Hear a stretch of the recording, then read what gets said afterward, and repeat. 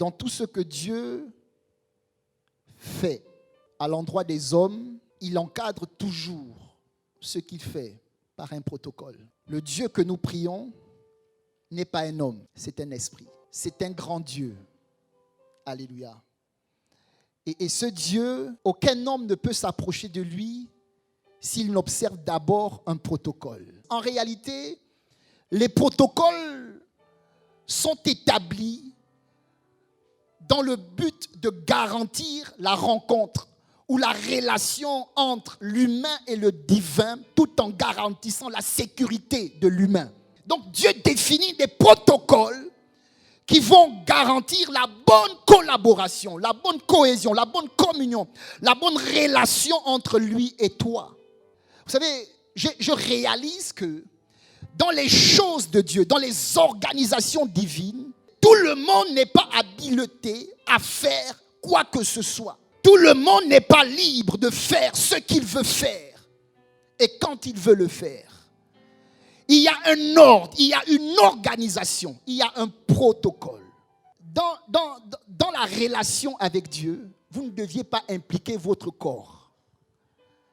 Parce que le corps ne peut pas supporter les choses de l'esprit.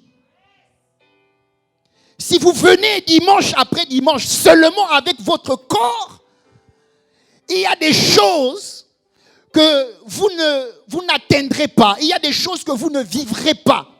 Il y a des expériences dont vous n'auriez pas part. Parce qu'en réalité, votre corps ne comprend pas les réalités de l'esprit. Écoutez, la Bible dit Dieu est esprit et celui qui doit l'adorer en esprit. Vous ne pouvez pas vous approcher de Dieu dans votre dimension corps. On s'approche de Dieu dans la dimension spirituelle. On s'approche de Dieu en esprit. Dieu est obligé de rencontrer d'abord notre esprit.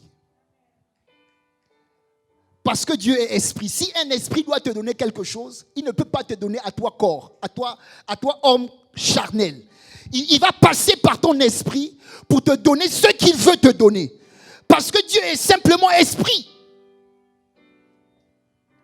Alléluia. Donc ton esprit doit être alerte. Ton esprit doit être initié à la vie de l'esprit. Ton esprit doit connaître les couloirs de Sion. Ton esprit doit connaître les canaux par lesquels on vit Dieu. Ton esprit doit soupirer après une vie en communion avec Dieu. Ton esprit doit désirer Dieu. Ton esprit doit soupirer après Dieu. Après la vie du surnaturel.